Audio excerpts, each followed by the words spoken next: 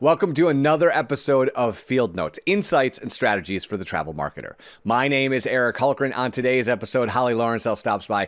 She is Senior Sales Manager for the Midwest for Advanced Travel and Tourism. And on this episode, we talk about the importance of brand, and we get into what happens when the weather doesn't cooperate with your DMO.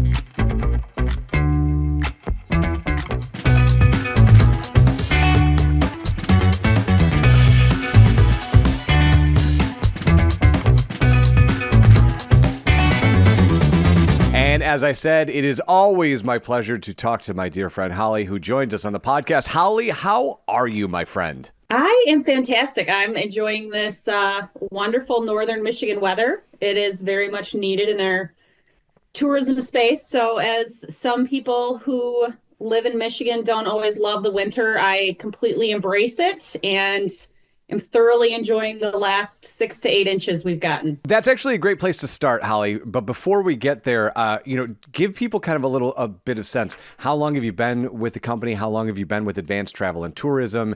And kind of what is your role here at the company? So I started as an account executive. It'll be 10 years ago this March coming up. Have worked in the travel and tourism space for that entire time with my tenure. We weren't always considered advanced travel and tourism, but have graduated and converged with our other local media groups throughout the country, and really have strengthened our brand in the travel and tourism space. 100% of what we do is destination marketing, whether it be casinos, hotels, convention and visitors bureaus, resorts, properties, anything in the travel and tourism space, we help market. And started as an account executive, and now I'm managing a Midwest territory, a team of about 5, and we have reps throughout the Midwest. So it's pretty exciting stuff. Yeah. But this time last year, Holly, you and I were having a much different conversation, and I'm interested in your perspective a year later where things go according to plan as opposed to not according to plan.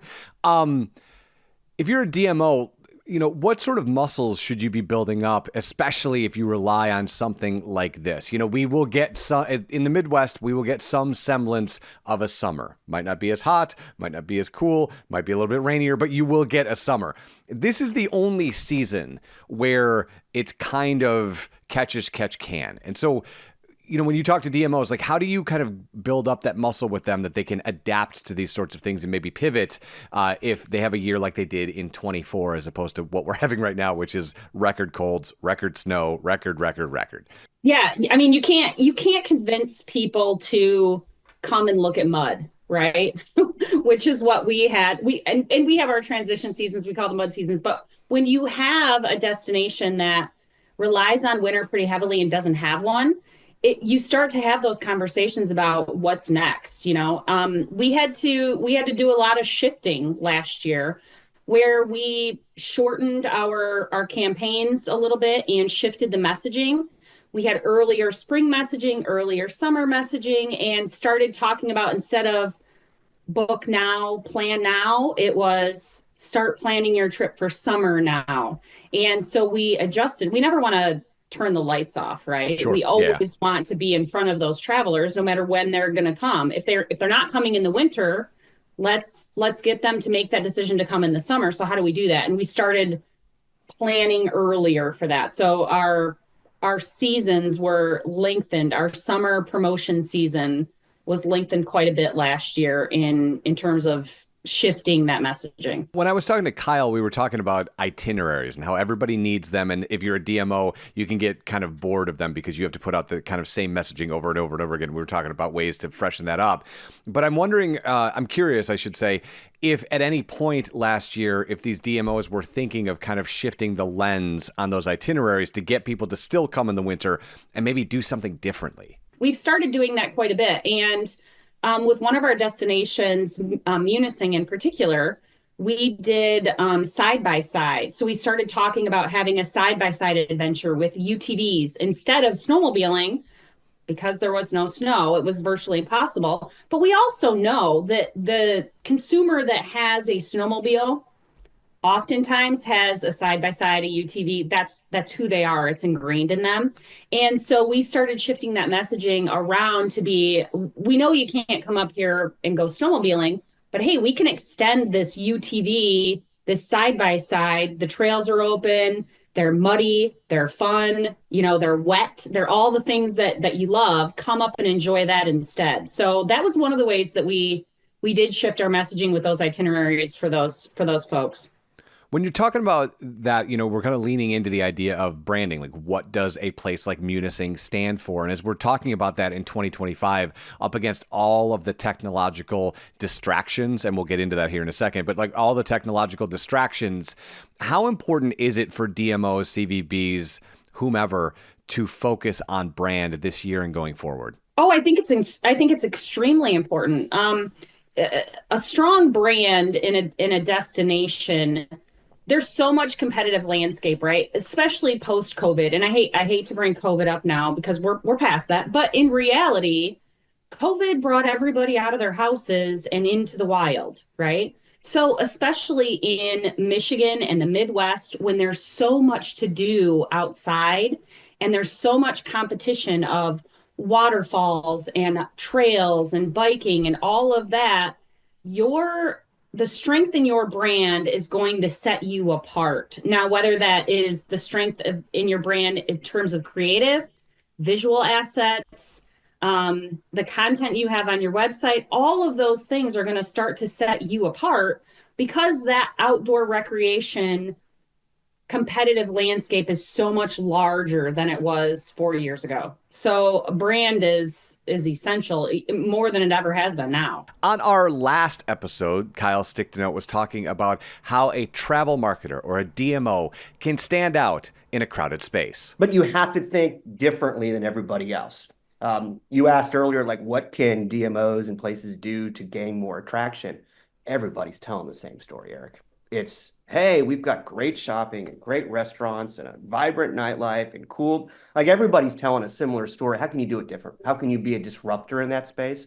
And Coors Light's an example of how to do that. So, like, think about everything that everybody else is doing, and then how can we do that differently, right? And maybe it works, maybe it doesn't, but at least you're going to stand out and be recognizable to some extent. You can listen to Kyle's episode wherever you got this one. Now, back to the show. And speaking of that, there's a survey out that's showing that 53% of the bucket of human beings that are going to travel in the United States this year, 53% of them are going to use AI to plan that trip. And I'm wondering, A, your thoughts about that statistic. Do you think it's too high, too low, right on? And B, how do you think about AI when it comes to traveling right now? I think it's interesting. I think it's going to definitely shape the way that people plan for their travel. I think it's going to be more important than ever for brands to have really strong content on their website. And here's the thing, AI is looking for something valuable.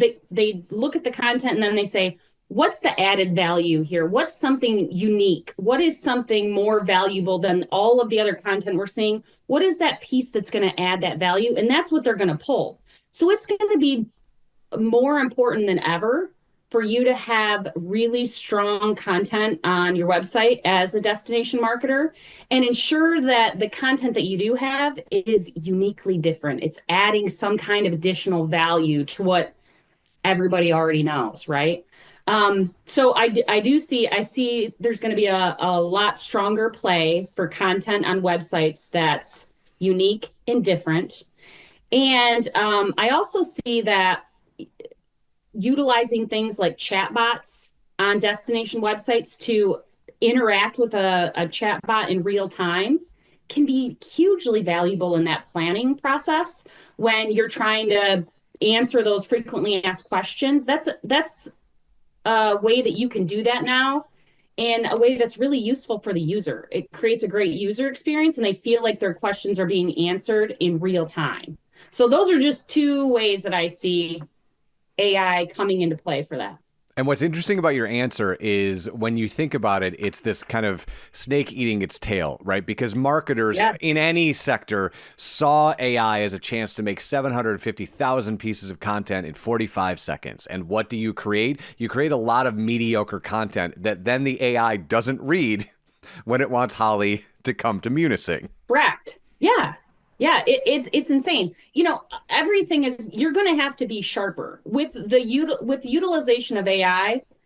I see this as a great opportunity for content writers, human content writers, to specifically start writing to AI, right? To what they know AI is going to interact with and pick up. Because we also know as AI gets more prominent, search engine results pages are going to get smaller. The first page is no longer going to be the thing. It's going to be the top 3 things that ChatGPT tells you, right? So that is going to continue to get smaller, which just means you've got to get better. To kind of back up a little bit, most people who specialize in the AI, like if the Silicon Valleys of the world, are referring to this time in AI as 1992, 1994. Internet, right? So to kind of give you a preamble of what's to come, we haven't really even started. And it's interesting because I'm sure you feel like this because I feel like this. I talk to enough people who think that AI has passed them by and they should just not bother at this point. Right. Well, so I don't know if you felt that, but like, I sort of feel like, I should have got on it in 24 and now forget about it. Are you feeling that? And if so, like, how do people adjust that thinking so they don't get left behind and figure out to join in the 2003 version of AI? One of the things, just in even preparing for this conversation that you and I were having, there is a ton of really great resources and really smart people on the internet that help you really understand AI. And it can be completely overwhelming. But I also think like reaching out to professionals like my team, for instance, reaching out to those professionals, your trusted advisors, your partners in your marketing that you do business with should wholeheartedly know how to have a conversation about AI. If they don't know what AI is and they're not sure what that looks like and they don't really know how to have a conversation, then that's also kind of problematic at this point in our lives, right? Sure. So I would say leaning on those folks that also help you with those things, do your own research for sure. Do your own research, but then also lean into the partners that you have and lean into them as well to help you come up with these solutions and assist you in that content marketing and writing content. And, for us, it would be for one of our partners, for us to come up with an SEO plan and help them with AI in mind. There's folks out there that absolutely can do that. So I would say take advantage of your trusted advisors and the resources that you have. And if your trusted advisors aren't on the AI train, then maybe start to look somewhere else. Yes. Okay, so one of the advantages of your position in the world, especially in travel, is that you're kind of at a 10,000-foot view. So your lens is wider, right? If you're a DMO, many of these DMOs are one-person shops that's trying to do all of this stuff, and it can feel super overwhelming. So I want you to kind of use that lens by which you're able to see the travel world and imagine tomorrow you get to run a DMO and you can hire a single human being. What's the number one person imagine you have a typical team, right? You're not starting from nothing. You get to add a person. What's the person you're adding in 2025 if you could just wave a wand and add a person? Content creator for me. It's video content, it's written content, it's a content creator with a travel background, travel experientially, Sure. Yeah. Someone with travel in mind. But for me, for sure, when we see DMOs that have strong content creators, the brand is stronger, right? And if they understand if they understand how to share that content, it's even better. But when you work with a content creator, they can always create the content. Maybe up to you to have to figure out how to share it. But really, if you can find somebody that can create content for you and knows how to share it, you've won. Awesome. Holly, thank you for the time. We will catch up later. Thank you.